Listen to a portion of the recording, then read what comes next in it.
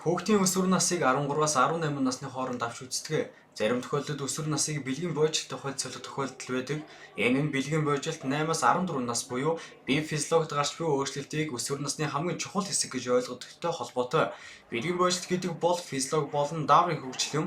Гэвч үүндээ өсвөр насны хөгжүүлэлт, тархины хөгжүүл, нийгэм сэтгэл зүйн хөгжүүл, харилцаа холбоо гэд олон талын хүчин зүйлс нөлөөлж байдаг.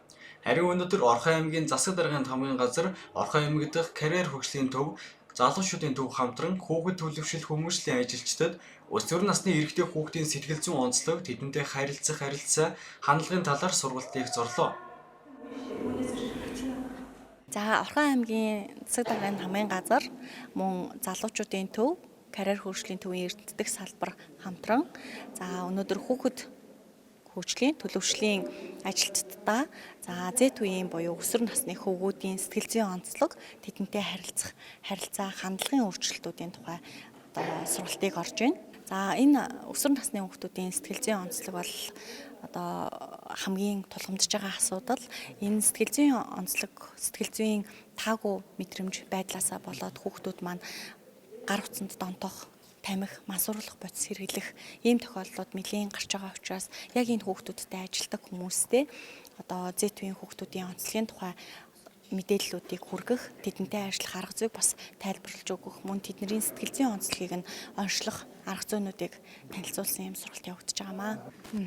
За энэ Z үеийнхний сургалт бол их үр дүнтэй гэж харж байна. Яг тэгэхээр нийт сургуулийн хүүхэд хөгжил төлөвшлийн ажилтнууд бүгдээрээ хүүхэдтэй харьцаж байдаг. Тэгэхээр хүүхдүүд хамгийн түрүүнд хэн дээр ирэх вэ гэхээр хүүхэд хөгжил төлөвшлийн ажилтан буюу нийгмийн ажилтан гэдэг ингээ хоёр хүн дээрээс тусламж өгснэ.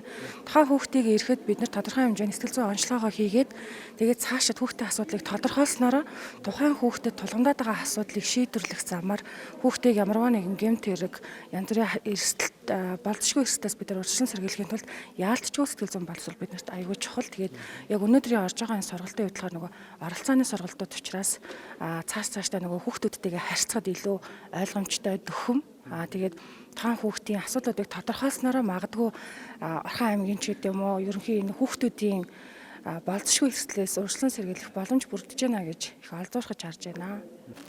Тийм үнэхээр яг бодит байдалд сэтгэл зүйчид бол ерөнхийдөө хүүхдтэй яаж харьцах вэ? Тэрийг хүүхдийг яаж цааш нь төлөвшүүлэх вэ? Яаж гэмт хэрэгээс урьдчилан сэргийлэх вэ? Тэр нь их аш холбогдол өгсөн практик аж холбогдолтой сургалт болж байна гэж үзэж байна. Өсвөр насны үеийн сэтгэл зүйн онцлог ямар нэгэн зүйлд шүүлтүүргүй түргэн автах, сэтгэл санаагаар унах, эцэг эхээсээ зай барих, насанд хүрэгчид нийгмийн зүгээс өсвөр насныханд буруу хандах хандлага, харилцааны үр дагавар сөргөөр нөлөөлдөг.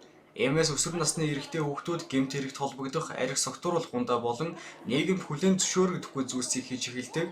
Үүнээс урьдчилан сэргийлэх зорилгоор анхны удаа туслах сургалтыг зохион байгуулж байна.